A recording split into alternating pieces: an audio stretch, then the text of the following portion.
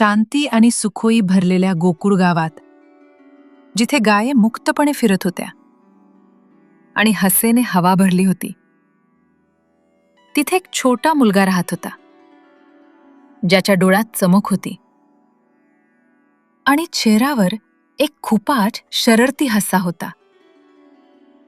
त्याचं नाव होता कृष्णा. पण कृष्णाचा एक सिक्रेट होता.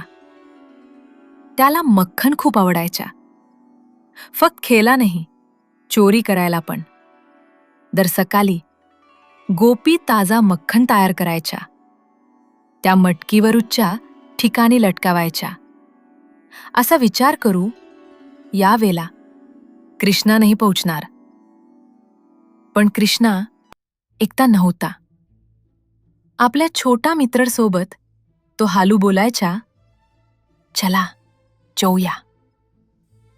ते घरच शांतपणे शिरवते, बिलकुल आवाज ना करता. जसे परछाया, मग बर्तन एकमेकावर ठेवायचे, एकमेकांच्या खंब्यावर चढायचे. हालू हसत हसत. आणि जाशी ते वर पोहोचायचे, मटकी फुटायची. मक्खन सगळ्या ठिकाणी पसरायच्या. कृष्णा आपल्या छोट्या हातांनी मक्खन घ्यायचा, गोवार हसू आणि मित्रांसोबत वाटायचा. कधी तो बंदरांना पण खिलवायचा. गोपी यशोदाकडे शिकायत करायच्या, अरे यशोदा, तुझा मुलगा खूपच शरारती आहे. दररोज आमचा माखन चोरतो. यशोदा कृष्णाला बोलवायची, कृष्णा, हे तू केले का? कृष्णा नाकरर्थी मान हलावायचा. मोठ्या डोळ्यांनी बिलकुल निरदसा, नाही आई, मी नाही केला.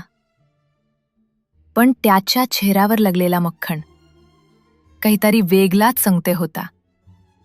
एक दिवस यशोदाने त्याला पकडण्याचा ठरवला. ती हालू त्याच्या मगे गेली आणि सगळा बघितला.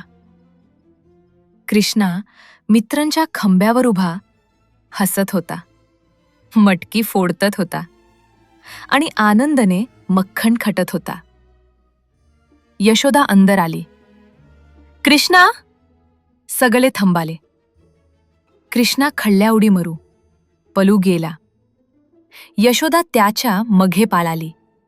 अंगणात, घराबाहेर, घराच्या चक्कर घेत. शेवटी तिने त्याला पकडला.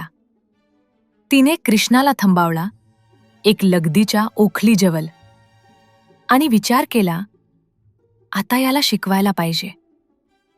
पण तिला काय माहीत होता, हा कोणीही साधारण मुलगा नव्हता. तोच कृष्णा जो माखन चोरतो होता, तोच होता संपूर्ण विश्वाचा स्वामी, जो प्रत्येकाच्या मनात राहतो. आणि तरी पण त्याने मुलगा बडू राहणे निवडलं, खेळण्यासाठी, हसण्यासाठी, मक्खन चोर्यासाठी, फक्त प्रेम आणि आनंद वाटण्यासाठी. कारण कृष्णासाठी हे मक्खांचा प्रश्न नव्हता. हे होता भक्तीबद्दल, निर्मल प्रेम, निर्गास जोड. त्याने जे मक्खान चोरलं ते माकडं तून नव्हतं, ते होता भक्तांचा हृदयातून. आणि म्हणून आज पण आपण त्याला राजा म्हणून नाही ओळखतो किंवा योद्धा म्हणून नाही. आपण त्याला ओळखतो माखन चोर कृष्णा म्हणून. जर तुमचा हृदय शुद्ध असेल आणि प्रेमाने भरलेला असेल, तर आश्चर्य करू नका. जार कृष्णा आला आणि ते पण छोरू गेला. जर तुम्हाला ही गोष्ट आवडली असेल तर लाईक करा आणि सबस्क्राईब करा आणि अशाच गोष्टींसाठी पुन्हा या.